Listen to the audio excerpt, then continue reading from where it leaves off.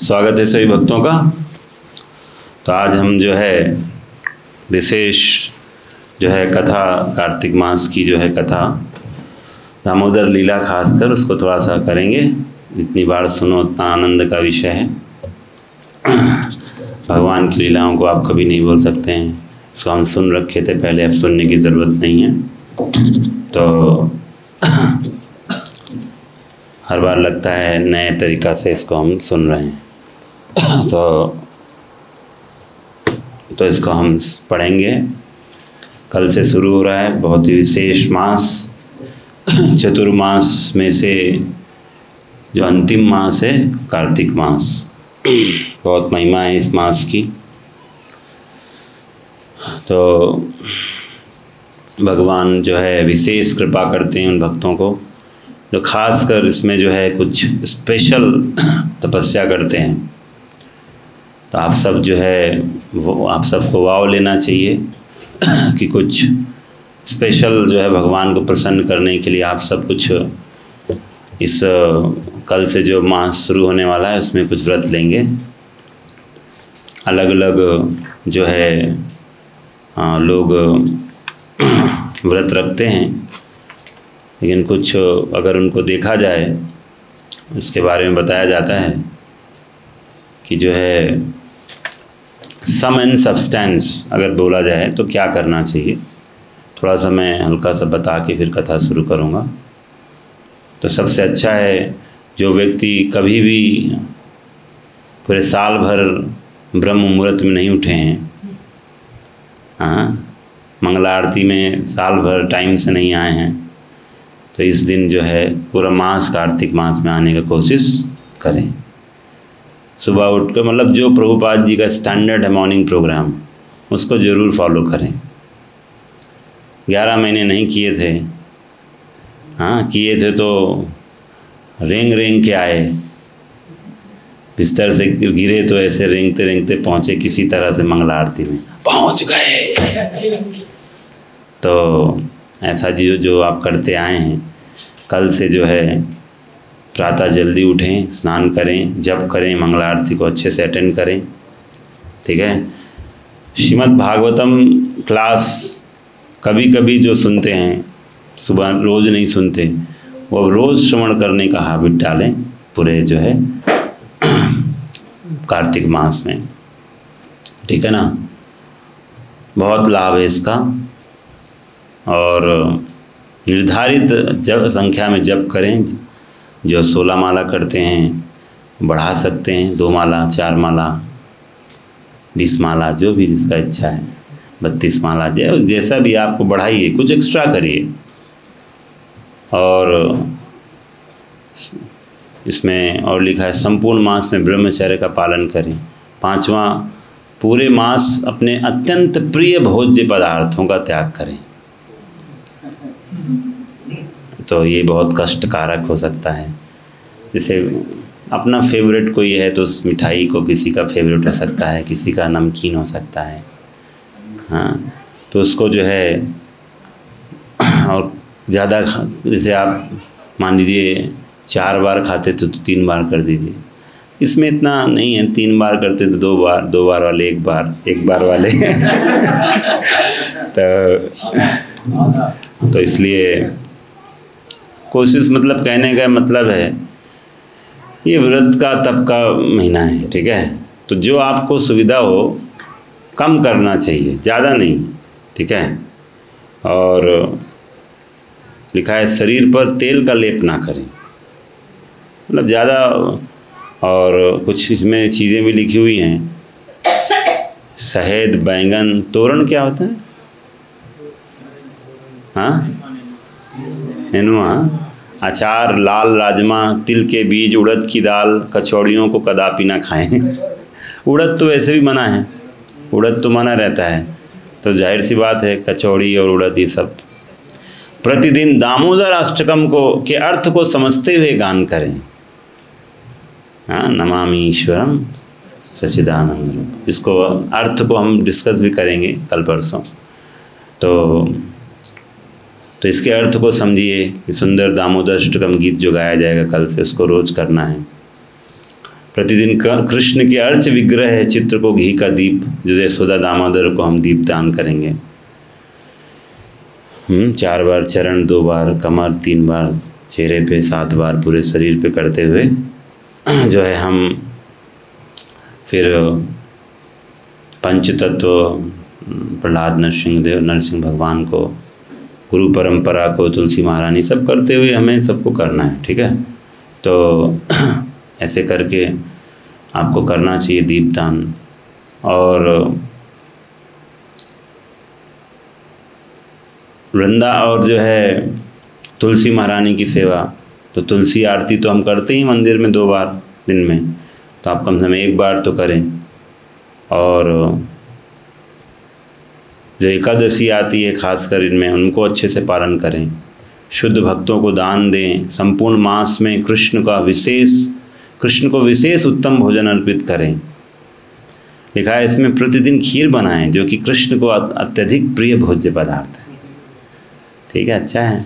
शाम को हम लोग वितरण करेंगे जो भी भक्त आएंगे। हाँ, ठीक है। तो ये सब कुछ जो है आपको बताया, और आप सब लोग वाव लीजिए। कुछ विशेष इन्हें हमें करना है, रेगुलर करना है।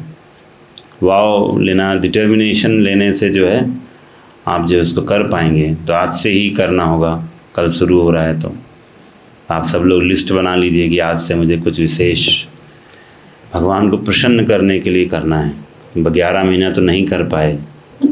देखो ये बड़ा अच्छा महीना है, इसमें ना सर्दी है ज़्यादा ना गर्मी है, तपस्या करने के लिए बड़ा अच्छा है। हाँ, तो इसका तो फ़ायदा उठा लो। ठीक है ना। तो दामोदर लीला को थोड़ा सा हम सुनते हैं। तो अमावस्या का दिन ये लीला हुआ था, दीपावली के दिन। तो माँ ने जो है ठान लिया कि आज जो है मैं कुछ अपने लाला के लिए कुछ विशेष माखन बनाऊंगी, विशेष माखन को मथूंगी। उसने योजना बनाया था, कई दिन से योजना बनाया था, आज उसको सार्थक करने का दिन आ गया था। तो बहुत कंप्लेन भी सुना था माँ ने। हाँ, अलग अलग हमने पढ़ा भी था पीछा। कब किस समय पढ़ा था ये? हाँ, जन्माष्टमी के टाइम पढ़ा था।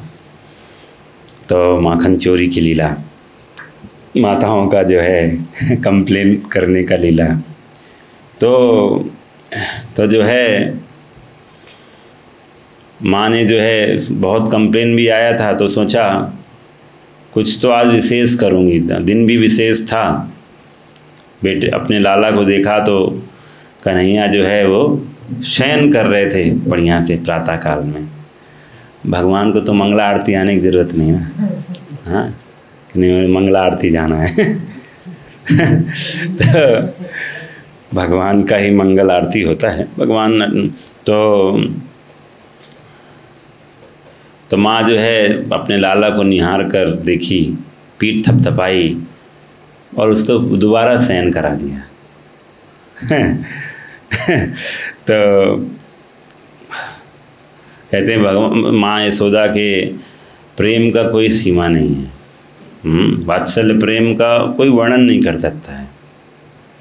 कहते हैं वो पूरे ब्रजमंडल की रानी है, यशोदा रानी। हाँ, रानी है वो, फिर भी वात्सल्य भाव से इतना ओतप्रोत है कि स्वयं आज अपने लाला के लिए माखन मथना चाह रही है। से तुरंत सुबह सुबह प्रातःकालीन स्नान आदि कर सुंदर वस्त्र धारण किए, और बिल्कुल तैयारी के साथ कमर कस कर जो है बांध लिया है अब तैयारी करने के लिए, आज जो मुझे करना है। और जितने भी दास दासी थे नंद भवन के, सबको इंद्र पूजा के लिए लगा दिया। हाँ, इंद्र पूजा जो आपको पता है अगले दिन गोवर्धन पूजा होता है ना। गोवर्धन पूजा तो बाद में हुआ, पहले कौन सा पूजा होता था? इंद्र पूजा। तो इंद्र पूजा बाद में गोवर्धन पूजा में कन्वर्ट हो गया।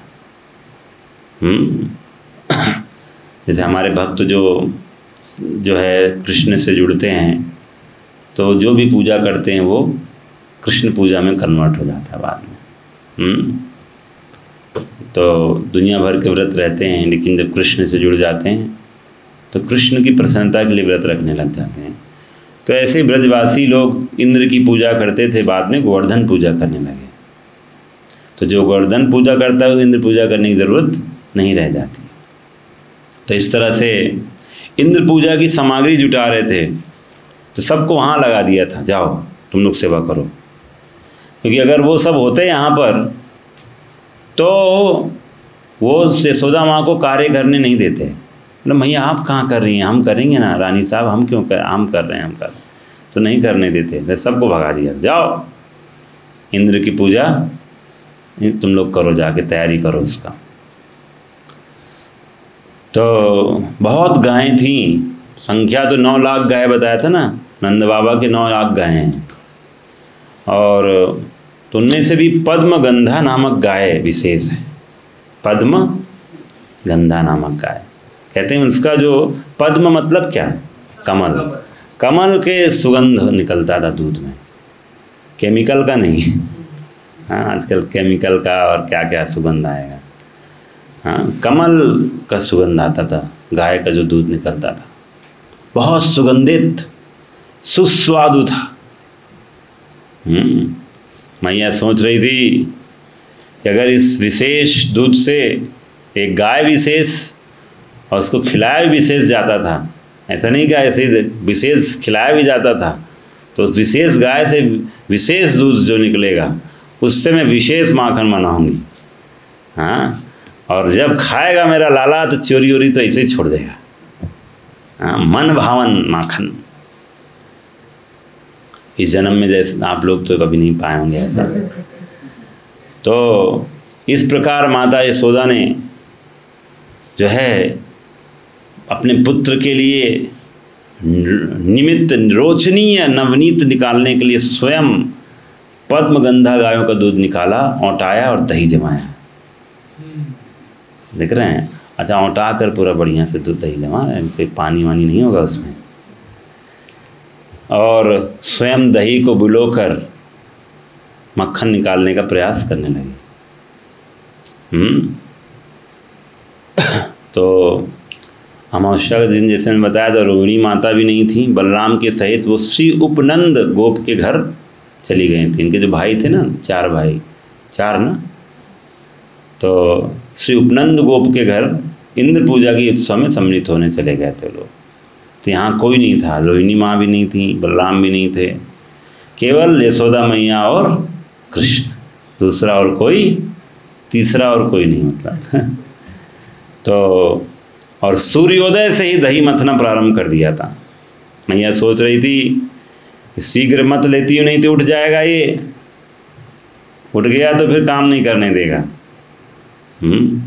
और इसीलिए जब माँ दही मथ रही थी तो सुंदर सुंदर गीत गा रही है,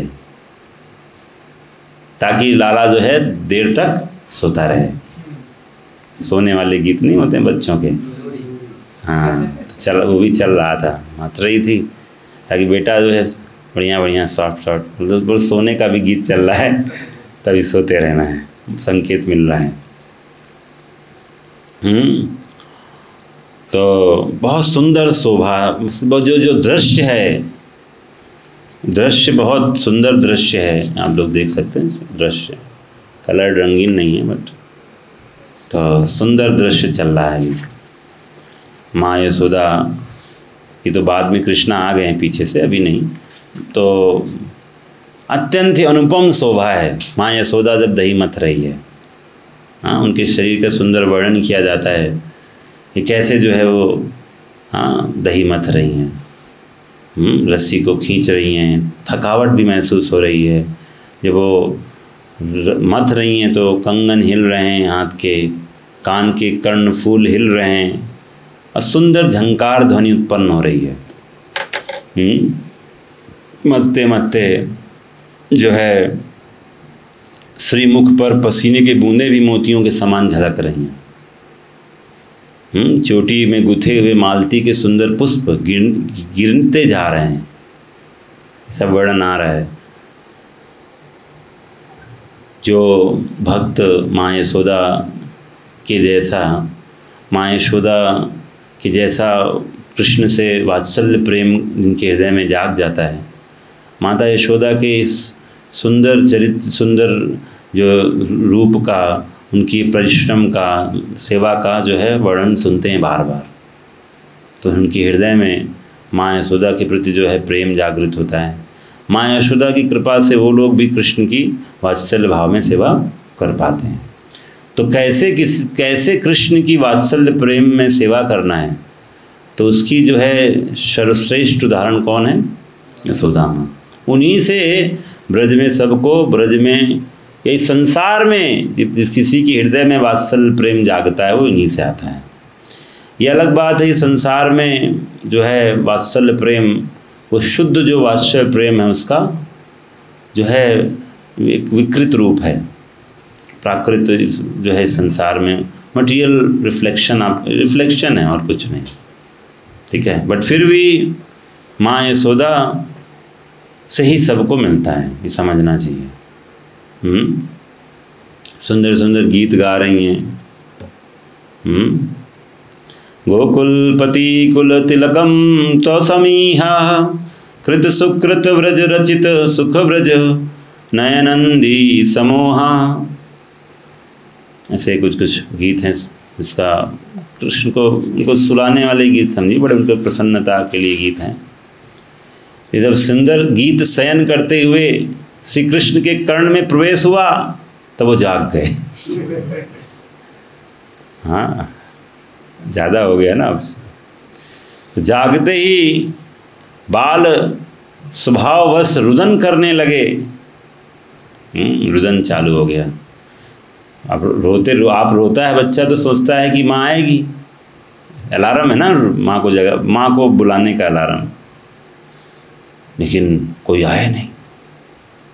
कुछ देर पलंग पर ही बैठे रहे। हाँ, तो उन्होंने देखा अच्छा कहाँ है मैया, समझ में आ गया अच्छा उधर है। तो फिर जो है वो शब्द तो पहचान ही जा रहे हैं माँ के शब्द, तो आवाज़ कहाँ से आ रहा तो समझ गए अच्छा इधर नहीं है, वो आंगन में है। ओके, दही मथ रही है। ओके।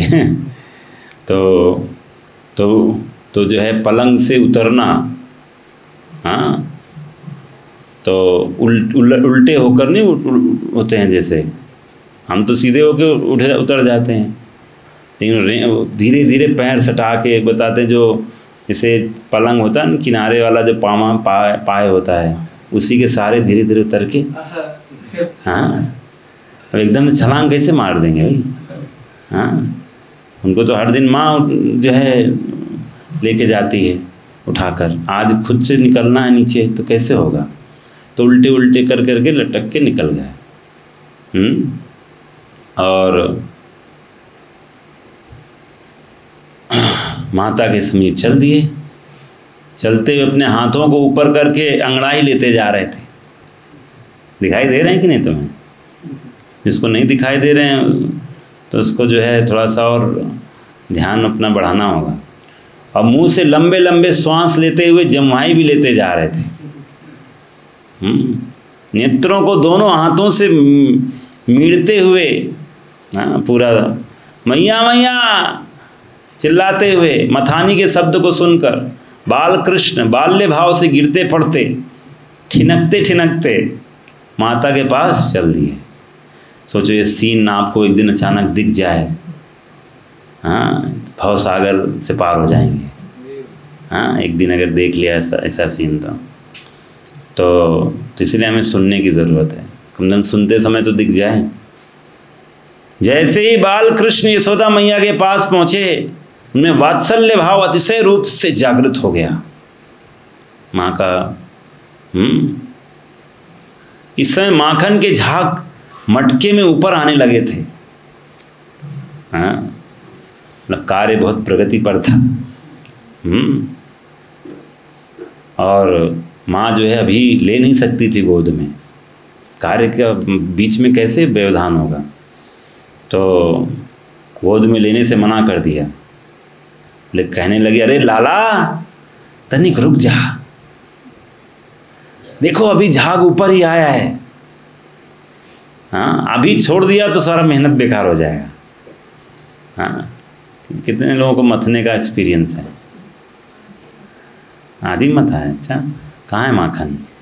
अर्पण कर दिया है।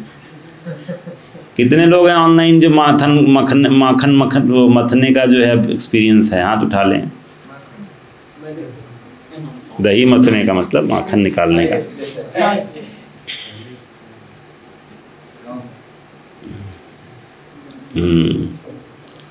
कुछ लोग हैं ऑनलाइन हाथ उठा रहे हैं, डिजिटल और फिजिकल दोनों हाथ उठा रहे हैं। तो हाँ, ठीक है ठीक है। दूध होगा, दही होगा तब निकलेगा ना, नकली से नहीं निकलता है। तो बोलते बेटा रुक जा, अभी नहीं छोड़ सकते माखन जो है मथना, अभी नहीं छोड़ सकते। झाग बैठ जाएगा बेटा, फिर माखन नहीं निकलेगा। लेकिन सुर सुंदर श्री कृष्ण ने आगे बढ़कर मथानी पकड़ ली। हाँ, अब क्या मथेगी तुम? हाँ, मैं आ गया हूँ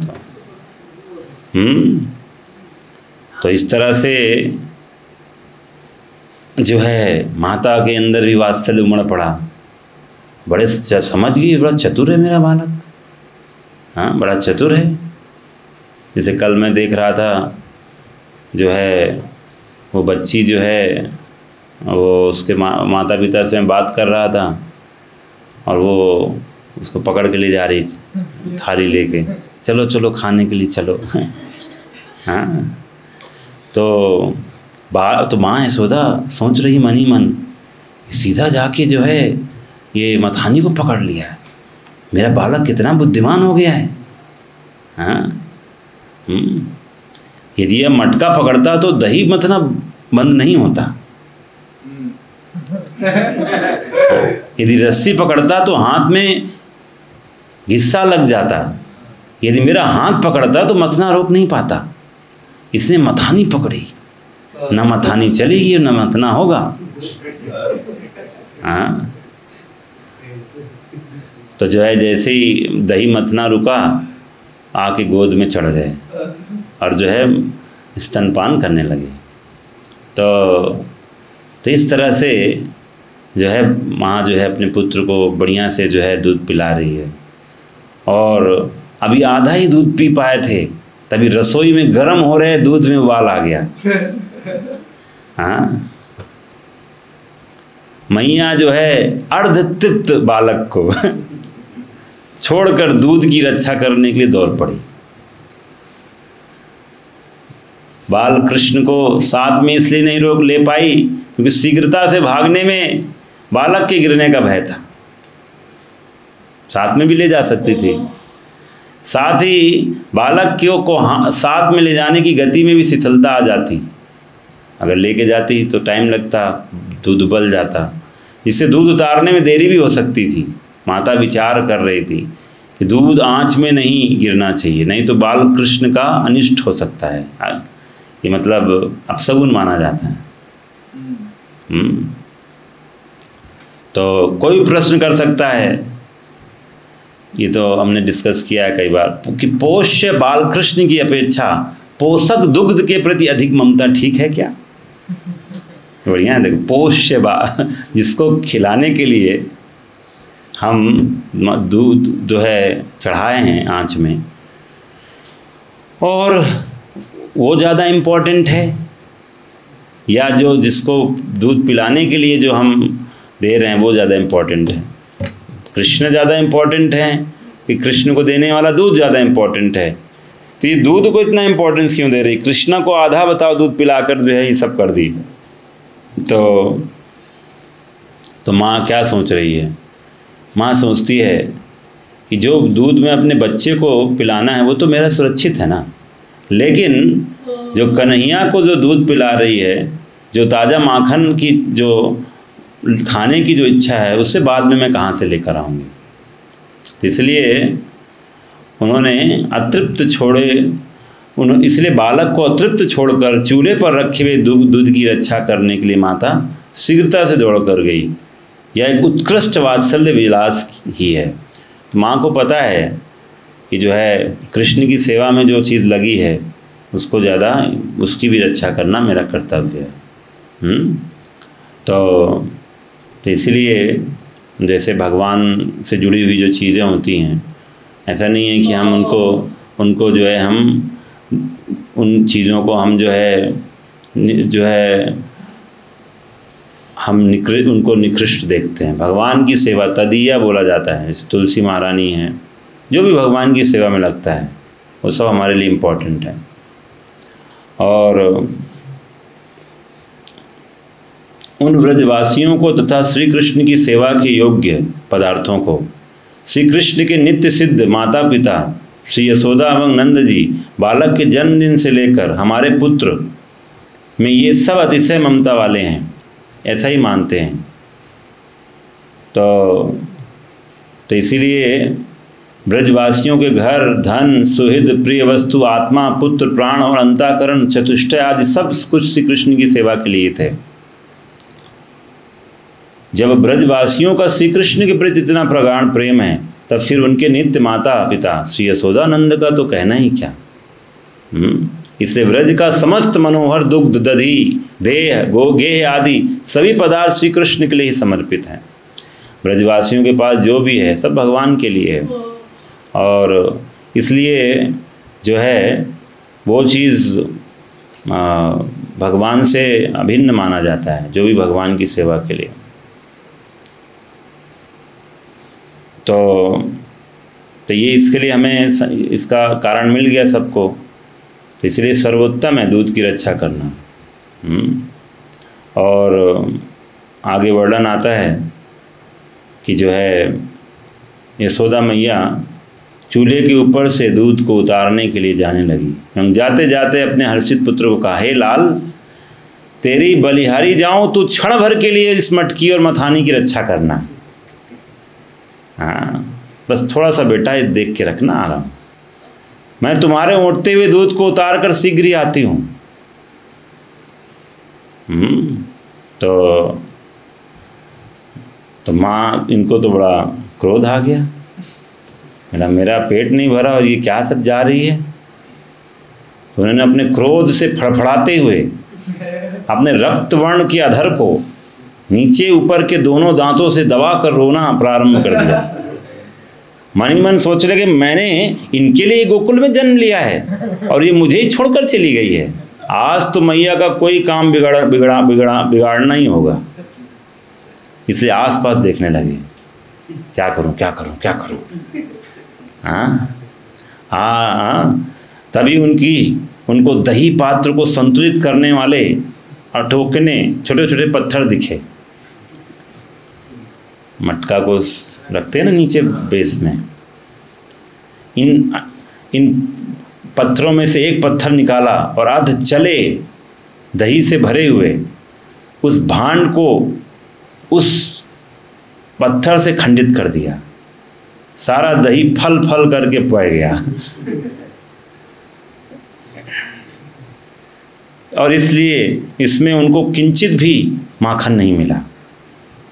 तो बह गया, वहाँ तो कुछ था ही नहीं, माखन तो था ही नहीं। यद्यपि श्री कृष्ण का श्री विग्रह शुद्ध सत्व से निर्मित है, तथापि बाल लीला की सिद्धि के लिए उन्हें रजो और तमोगुणी क्रोध का भाव कभी कभी आ जाता है। तो आप ये सोच सकते हैं, अरे भगवान को क्रोध कैसे आ रहा है। भगवान जो है क्रोध तो रजोगुण का प्रतीक है, तमोगुण का प्रतीक है, ये कैसे हो गया। तो ऐसा ये नहीं समझना चाहिए भगवान का रजोगुण हमारे जैसा है, नहीं। दही फैलाने से उनकी अद्वितीय शोभा उत्पन्न हो गई थी। उस समय उनके शुक्ल वर्ण दंत रूप चंद्र श्रेणी अधर की लालिमा में प्रविष्ट हो गई। उनके शुक्ल वर्ण दंत रूप चंद्र श्रेणी अधर की लालिमा में प्रविष्ट हो गई एवं नेत्र रूपी दो चकोर पक्षियों ने अश्रु धारण कर लिए थे। दोनों कर कमल बल पूर्वक गोरस को फैलाकर श्वेत प्रकाश बिखेर रहे थे। गोरस है ना, वो गाय का रस, दूध, गोरस, गन्ने का रस नहीं, गोरस। इस प्रकार मटके के भीतर की अधचली छाछ के चारों ओर फैल जाने पर, अधचली छाछ थी वो ना, पूरा तो कंप्लीट हुआ नहीं था, एक दूसरा उत्सव उत्पन्न हो गया। हाँ, तदंतर श्री कृष्ण के को घर के भीतर छीके पर जो ताज़ा ताज़ा माखन रखा हुआ था वो दिखाई दिया। तो एक तो ये हो गया काम इधर। उन्होंने कुंजी को फेंक कर भीतर के अड़बंगा, क्या लिखा, अड़बंगा, अर्गला, कपाट, बंधक, काष्ठ विशेष को किवाड़ों से थोड़ी सी दूर हटाकर दूसरे घर में जाकर पुनः किवाड़ों को बंद कर दिया तथा उसी घर में खाट को ही निसैनी सी बनाकर माखन को चुराकर गुप्त रूप से भागते हुए खिड़की के दूसरे घर में चले गए। इतना काम कर लिया एवं चुराए हुए माखन को देखकर खाने लग गए। इस प्रकार पात्र में रखे हुए माखन को खिड़की के दरवाजे से गुप्त रूप से चुरा कर ले गए।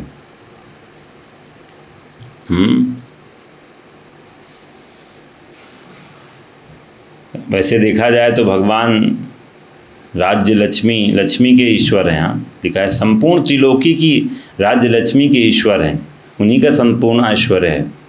फिर भी भगवान बाल लीला में निंदित चौर्य कर्म भी अंगीकार करते हैं। और तदंतर क्षण भर में ही पौंटते हुए दूध के उफान को स्थिर जानकर माता यशोदा ने अग्नि से उतार दिया और शीघ्र ही लाला के पास आ गई। तो जो है क्रोध पूर्वक, और तो माँ जब देखी कि जो है कैसे वहाँ पर आई क्राइम सीन पर, और देखा लाला नहीं है, और मटकी के फोड़ने के कर्म को जानकर देखा तो उसको जो है क्रोध भी आ रहा है और सुखपूर्वक हंस भी रही है। और जब पुनः लौट कर आई, हाँ, तो उसको लग रहा था, शंकाग्रस्त थी कि सब किसने किया। लेकिन योग माया ने आकाशवाणी के माध्यम से मैया को सारी घटना का रहस्यमय ज्ञान प्रकाशित करा दिया। योग माया से उनको पता चल गया। योग माया ने मैया से कहा कि बाल मधुकर भूख प्यास से युक्त होकर मधु जिसमें नहीं है ऐसी कमल की कलिका के नीचे छिद्र बनाकर उसमें से गिरते हुए जल पात्र को देखता हुआ बीच में ही दुखित होकर दूसरे कमल के पास जाकर उसने बहुत से मधु को प्राप्त कर गया है। शॉर्टकट में बता रहे, मधु मतलब वही दूध का, अर्थात माखन की प्राप्ति की अभिलाषा से तुम्हारे लाला ने मटकी फोड़ दी है। उस फूटी हुई मटकी में से तो माखन मिला ना, तो छीके पर धरा हुआ ताज़ा माखन उसे अवश्य मिल गया है। माखन खाने के लिए उसने इस प्रकार का कर्म किया है। तो पहले मतलब आकाशवाणी भी जो होता है ना, तो आकाशवाणी ऐसा हुआ है कि वो उसमें मधु के जैसे तुलना किया गया है दूध से, ताकि होता नहीं जैसे जो मधु होता है एक फूल से दूसरे फूल चला जाता है, तो बोला इधर नहीं मिला तो दूसरी जगह चली गई, बच्चा चला गया आपका। तो माँ सोच रही थी, ये वचन योग माया के सुनकर माँ सोचने लगी, बहुत चतुराई दिखाई बालक ने इस तरह से जो है कि जो है शब्द कुछ नहीं हुआ। ऐसा होता है ना, फूटता है तो शब्द होता है, आवाज़ आता है। तो बहुत क्रोधित हुआ होगा मेरा बेटा लग रहा है, तो मटका फोड़ दिया। और तो जो है मैया दही से जो भीगे हुए चरण चिन्ह देखे उसने, हाँ, और उसका भागने का जो तरीका था, कैसे भागा होगा, भागते समय भी जो है वो पता नहीं चला जब भागा भी। और जब आगे चलकर बर्तन और पात्रों को जब उसने टटोला होगा तो भी कोई खटपट नहीं हुआ। बड़ा बहुत चोरी का काम बहुत जो है शालीनता से हुआ है, हाँ, कोई शब्द नहीं हुआ है। तो मैया ने किसी दूसरे उपाय से दरवाजे के कपाटों को खोलकर अपने चंचल बालक के भयभीत नेत्रों को देखा जब गई तो, और बाल कृष्ण चंचल नेत्रों से युक्त होकर मन ही मन विचार कर रहे थे कि मैंने मैया का ताज़ा ताज़ा माखन चुराया है, माता मुझे यहाँ देख लेगी तो मैया का किस प्रकार सामना करूँगा। तो इसीलिए दोनों ने कहते लिखा है, अपने दोनों नेत्रों को बारंबार दोनों कानों तक फैलाकर चारों ओर देख रहे थे, ऐसे से ना पूरा। माता जिस मार्ग से आ सकती थी उसी ओर नेत्र और कान लगाए हुए थे, कान भी लगा रखे थे आवाज। कहते हैं भगवान महाकाल और यमराज आदि को भी भयभीत करने वाले हैं। लेकिन वात्सल्य लीला की वृद्धि के लिए मैया से भयभीत होकर स्वयं ही भागने लगे थे। हाँ, ऐसा होने वाला है अभी। तो अभी जो है सुंदर सीन शुरू होने वाला है, भागने वाला। तो बाल कृष्ण पीछे के मार्ग से नंद भवन की परिक्रमा को होकर उपवन में पहुँचे। पीछे के मार्ग से नंद भवन की परिक्रमा, उपवन जो गार्डन उपवन ना, वहाँ पर स्थित उखल को बलपूर्वक औंधा उल्टा किया और उसके ऊपर स्वास्तिक मुद्रा में बैठ गए। उनके नयन भय के कारण बहुत ही चंचल हो रहे थे, बारंबार पीछे मुड़ मुड़ कर देख रहे थे कि कहीं मैया तो नहीं आ रही है, कहीं मैया तो नहीं आ रही है। माखन की खमोरी में से माखन निकालते जा रहे थे, एक एक लौनी स्वयं खाते जा रहे थे और एक एक लौनी दधी लोभ नामक वानर को भी खिलाते जा रहे थे। वानरों को माखन खिलाते हुए उनकी हृदय का भाव था कि मेरे पूर्व जन्म की राम अवतार लीला में इन वानरों ने मेरी निस्वार्थ भाव से सेवा की है। भी हमने रामलीला चर्चा किया था, उस समय मैं उनको कुछ भी नहीं दे पाया था, कम से कम अपने हाथों से माखन खिलाकर उस ऋण से मुक्त हो सकता हूँ। चोरी करने वाले पुत्र को पकड़ने के लिए श्री यशोदा माँ गुप्त रूप से चल दी। हाँ, मैया ने भंडार गृह की खिड़की की रंध्र से देख लिया था कि नटखट कृष्ण उखल के ऊपर बैठकर स्वयं माखन खा रहा है और वानरों को भी खिलाता जा रहा है। यह देख मैया मुस्कुराई और कुछ विस्मित भी हो गई। उनको लगा कि अगर मैं सामने की ओर से कन्हैया के पास जाऊंगी तो मुझे देखकर दूर भाग सकता है। मैं उसके पीठ की तरफ वाली खिड़की से कूद कर उसके पीछे की तरफ से उसको पकड़ने के लिए जाती हूँ। खिड़की से कूद कर जाएंगे। मैया ने अपने दोनों नुपुर को ऊपर कर लिया और धीरे से खिड़की से बाहर कूद गई। मैया के कूदते ही नुपुर तो झम करके बज गए। मैया के नुपुर की आवाज़ की ध्वनि को सुनकर बाल कृष्ण एकदम चौकन्ने हो गए। अलार्म मिल गया उनको। जब श्री कृष्ण ने माता को दूर से हाथ में छड़ी को लाते हुए देखा तब तो वे दौड़कर नेत्र भागने लगे। लोक में यह बात प्रसिद्ध है कि चोर के सैकड़ों नेत्र होते हैं तथा धन की रक्षा करने वाले के 2 ही नेत्र होते हैं, क्योंकि घर का स्वामी 2 नेत्र से ही धन की रक्षा कर सकता है, किंतु चोर उसको सैकड़ों नेत्रों से देखकर चुरा ही लेता है। तो जो है बल से गर्वित हुआ वानर कन्हैया के हाथों माखन खाकर बहुत ही तृप्त हो गया था। दधी लोग जो है ना, उसने जैसे इन वस्त्र से वेष्टित लिपटी हुई लठिया के हाथ में लेकर आती हुई यशोदा मैया को देखा, वैसे अति शीघ्रता से वृक्ष की शाखा पर चढ़ गया। बोला बहुत हो गया माखन हो गया। तदंतर दौड़ते हुए पुत्र के पीछे पीछे माता भी दौड़ने लगी। दौड़ते समय उसके केस पास से पुष्पों की वृष्टि होने लग गई थी, जो बाल में जो पुष्प थे। बोलते अरे चोर राज, बंदरों के प्यारे, माट को फोड़ने वाले, तू कहाँ जा रहा है? तो वो जब बोल रही है तो उसमें क्रोध झलक रहा है, तो समझ गए अब रुकना खतरे से खाली नहीं। अगर प्रेम से बोलती बेटा आज रुक जा, कुछ नहीं बोलूँगी, तो बहुत क्रोध दिख रहा था शब्दों में। तो जो है माँ पकड़ने के लिए शीघ्रतापूर्वक पास में होकर दौड़ती हुई भी माता यशोदा भागते उस पुत्र को पकड़ ना सकी। भाग रही थी, पकड़ नहीं पा रही थी। भागते हुए ही बाल कृष्ण सोचने लगे मैं तो सिंह पौर पर चला जाता हूँ, वहाँ ताऊ जी श्री उपनंद गोप होंगे। सोच रहे थे कहाँ जाऊँ, बेस्ट सेफ लोकेशन क्या है। तो उपनंद जो उनके हैं गोप ताऊ जी, वहाँ पहुँच जाऊँगा। मैया उनके सामने तो पर्दा करती है, देख रहा कितना दिमाग लगा रहे हैं। अगर ताऊ जी के घर पहुँच गए तो मैया तो वहाँ हमको पकड़ ही नहीं पाएगी। हाँ, उसको पर्दा करेगी तो दिखेगा कैसे, कैसे भागेगी। अतः वहाँ तो वे आएंगे ही नहीं। मैं ताऊ जी का लाडला भी हूँ, वे मुझे किसी न किसी प्रकार से मैया की ताड़ना से तो बचा ही लेंगे। लेकिन आज कन्हैया का भाग्य साथ नहीं दिया। भाग्य तो बदल सकते हैं कन्हैया, लेकिन उन अपना भाग्य नहीं बदल पा रहे हैं। आज दुख की बात है, हाँ, आज पौर पर कोई भी नहीं था, उपनंद वहाँ नहीं थे, जहाँ भाग कर गए वहाँ ही नहीं।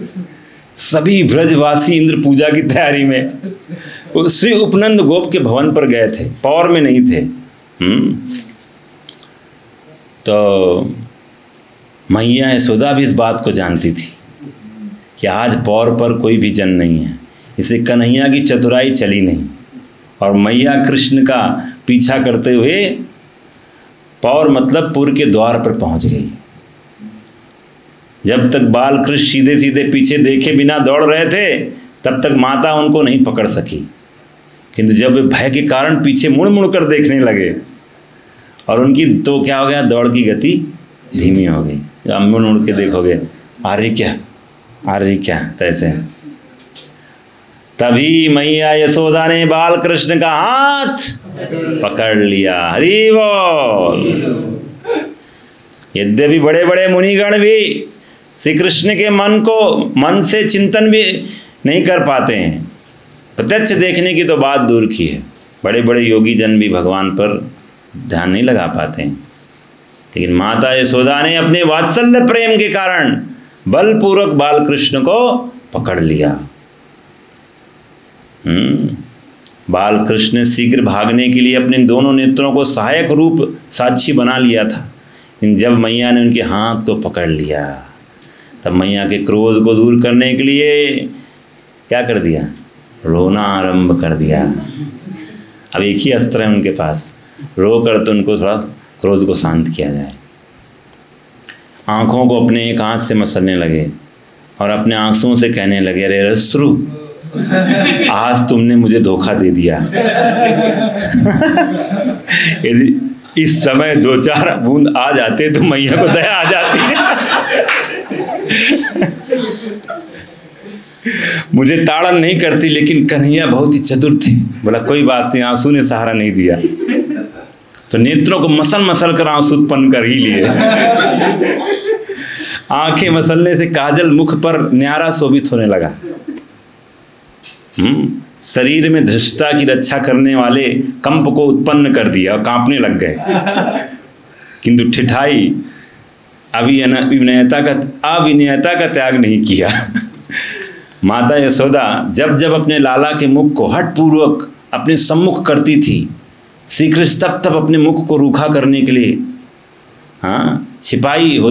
छिपाते हुए पीछे की ओर मोड़ लेते, क्योंकि माखन उनका जो है कि लिपट जाने से, कहते हैं चिकनाई को दूर करने के लिए जो है छिपा रहे थे वो।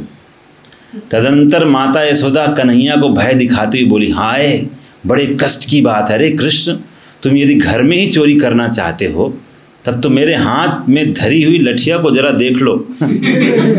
यह बात सुनकर जब हाथ में छड़ी देखकर कमल नेत्र बाल कृष्ण भयभीत हो गए। कन्हैया को भयभीत देखकर ब्रजरानी ने उनकी खेलने की छड़ी को त्याग दिया। भयभीत श्री कृष्ण बोले, मैया तू मुझे मारना नहीं। माँ बोली, तू चोर है, तू चोर है। हाँ तो अरे तू सभी चोरों का चोर राजा है, जो है ना चौराष्टकम। हाँ तो माता की ऐसी बात सुनकर श्री कृष्ण बोले, मैया चोर तो तुम्हारे पिता के गोत्र में उत्पन्न होने वाले हैं, हमारे घर में चोरों का क्या काम। यह सुन माता पुनः बोले, अरे क्यों रे, ये दही की मटकी कैसे फूट गई।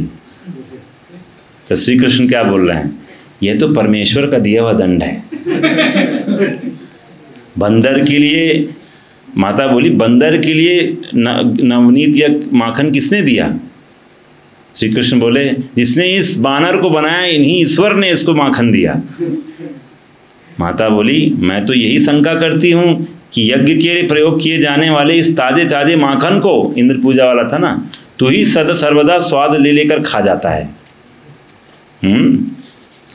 तो तदंतर माता ने आश्चर्यपूर्वक हंसकर कहा, मटकी फूटने के रहस्य को सही सही कहो, ये मटकी कैसे फूटी और ये कपट को त्याग दो। तो कृष्ण बोल रहे हैं, देखो मैया, जिस समय तुम दूध उतारने के लिए हड़बड़ा के अत्यंत वेग से दौड़ी थी, उसी समय तुम्हारे पैर के चरणों की जो नुपुर या जो कि टक्कर से दही का माखन पात्र टूट गया। इसमें मेरी क्या दुष्टता है? ओ मैया, तभी ईश्वर के द्वारा प्रेरित, जगन्नाथ बलदेव सुभद्रा महारानी की जय, ईश्वर से प्रेरित, तभी ईश्वर के द्वारा प्रेरित यह बंदर चोरी करने के लिए मेरे घर में प्रवेश कर गया। ईश्वर प्रेरित चोर। जब वह माखन की मटकी को खींचने लगा तो मैंने उसको पकड़ लिया। अब तुम ही बताओ, इसमें मेरी कौन सी दुष्टता है? मैया, जब मैंने तुमको छड़ी लिए देखा तभी मैं अत्यंत भयभीत होकर चोर की भांति दौड़ पड़ा। किंतु जैसे होता है कभी कभी असली चोर भाग गया चोरी करके और नकली वाला पकड़ गया, तो ऐसा मेरा हाल है। लेकिन तुम तो मुझको भयभीत देखकर भी वृथा ही निर्दयता पूर्वक मेरे पीछे क्यों दौड़ रही हो? मैं तो वैसे ही बहुत भयभीत हूँ, मुझे और भयभीत करने से क्या लाभ? तो मैया जो है सोच रही है कि अरे बातें बनाने में श्रेष्ठ, अरे चोरों में उत्तम, तू नर श्रेष्ठ व्रजराज का पुत्र होकर भी वानरों से प्रेम करता है, अतः तू वानरों के स्वभाव वाला ही है। तो वो बोले, यदि मैं वानर ही हूँ तब तो मैं वन में ही चला जाता हूँ मैया, मैं अब वहीं रहूँगा। तो माँ भयभीत हो गई, अरे सही से न चला जाए कहीं, और कौन जानता है ये बालक क्या कर बैठे, कहीं अभिमानवश वन में चला गया तो अनर्थ ही हो जाएगा। अब तो मेरा कर्तव्य इसको वन में जाने से रोकना। इसको ऐसा करती हूँ, बांध देती हूँ। वैसे भी मैं नंद भवन में अकेली हूँ इस समय। हाँ, इसको संभालना बड़ा मुश्किल प्रतीत हो रहा है। तो जो है, तो बोली कि जो है तुम्हें मैं शीघ्र ही बांध कर घर के भीतर जा रही हूँ। मुझे तो बहुत सारे कार्य हैं, तुझ में शक्ति तो दिखा, तू और दूसरी वस्तु भी चोरी करके दिखाता है, दिखा मुझे आज। तो बांधने के लिए माँ ने कार्य प्रारंभ कर दिया। और जो है बाल कृष्ण ने सजल नेत्र होकर अत्यंत क्रोधित को फुसकार सी मारते हुए ऊंचे स्वर में बोल कहा, अरे रोहिणी मम्मा, हमारे बड़े भैया के सहित तू कहाँ चली गई? तेरे बिना आज ये मैया मुझको बांध रही है, इसलिए तू यहाँ शीघ्र आ जा। रोहिणी मैया को बुला रहे हैं, हाँ, और भाई को भी बुला रहे हैं साथ में, बलराम को। कहाँ है? तो वो तो थी नहीं यहाँ पर रोहिणी मैया, तो सुनी नहीं। तो लेकिन आसपास की जो माताएं थीं वो सब इकट्ठा होने लगी नंद भवन में। अपने पुराने, और वो सब तो पहले ही से कंप्लेन वाली बॉक्स थी। आज जब घर पे आया है तब, अभी तक तो हम जब शिकायत करते थे तो लगता था सब झूठा है, आज जब अपने पर आया है तो इतना। तो अपने पुराने उल्हाने का स्मरण दिलाने के लिए उन सभी गोपियों ने एक साथ कहा, इस चोर ने तुम्हारे घर में भी कोई कौतुकमय कार्य कर दिया क्या? और इस प्रकार कहते हुए एक साथ हंस पड़ी सब। आज इनको मजा लेने का पूरा अवसर है।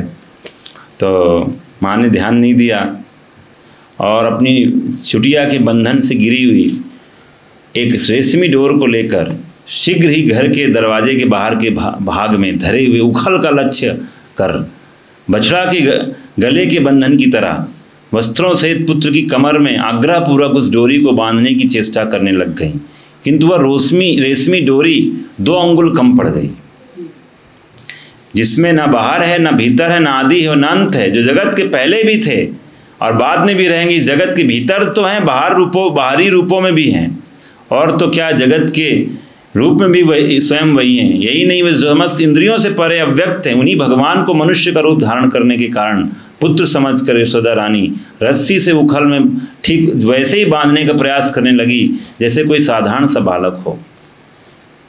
बांधने का कार्य शुरू हो गया। और मैया सोच रही थी उखल को देखते हुए, ये उखल जो है ना, ये उखल ये जो है खल का संग किया है ना, दुष्ट का संग किया है, इसमें बैठ के खा रहा था ना माखन, तो जो है इसको साथ में दंड मिलना चाहिए, तो इसलिए दोनों को बांध देते हैं साथ में। तो उखल भी चोर और चोर के साथ चोर, डबल चोर। तो इस तरह से जो है दोनों ही बंधन के योग्य हैं, दोनों को आपस में बांध कर ही मैं दंडित करती हूँ। तो इसके बाद उसी चुटिया से निकाल कर दूसरी डोरी के बांधने पर भी वही अवस्था बनी रही, फिर 2 अंगुल कम पड़ गया।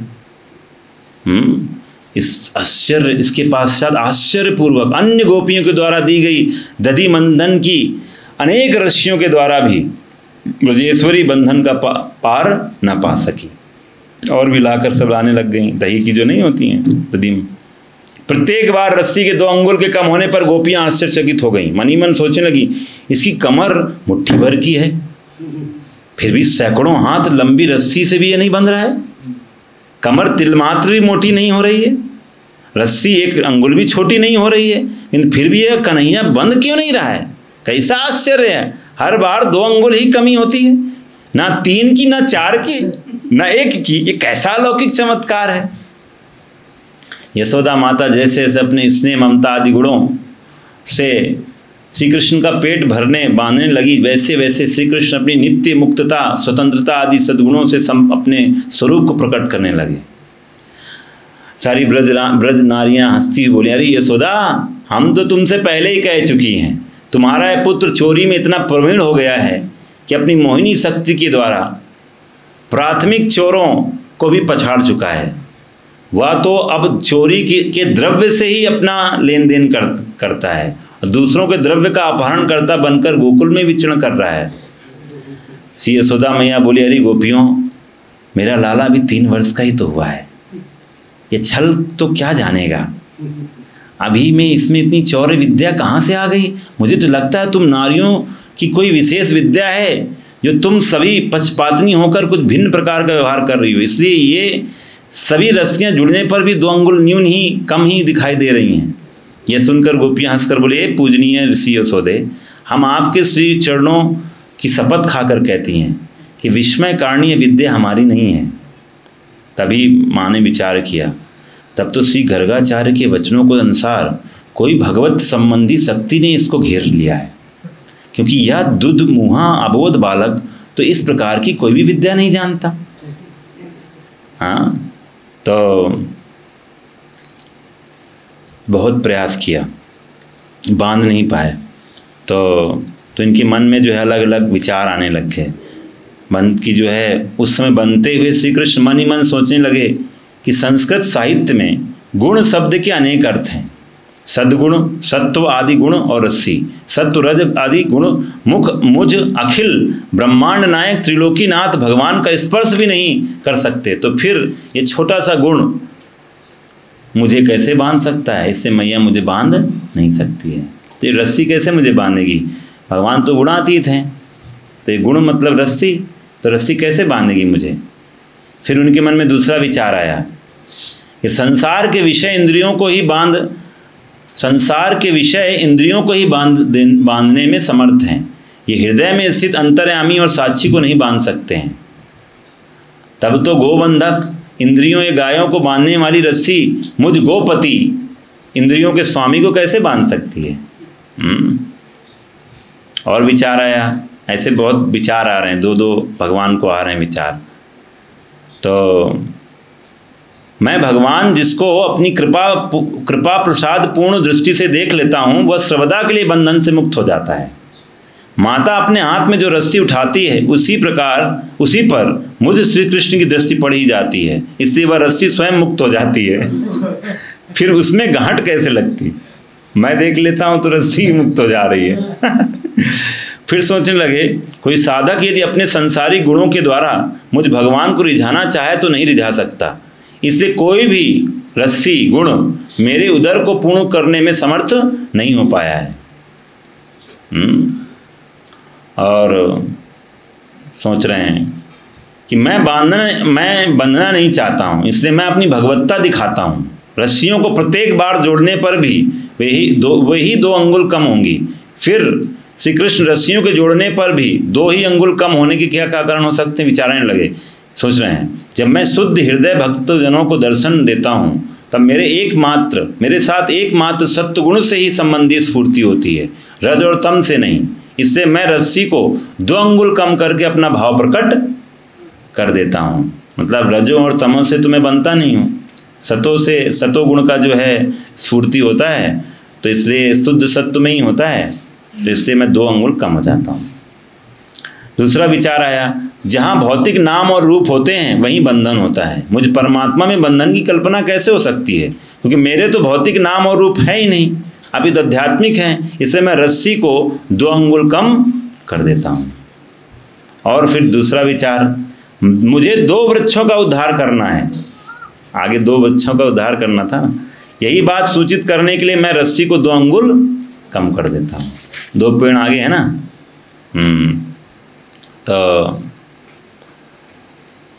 तो जो है ऐसे अलग अलग विचार प्रकट हो रहे हैं, और लेकिन कृष्ण जो है बंधे नहीं।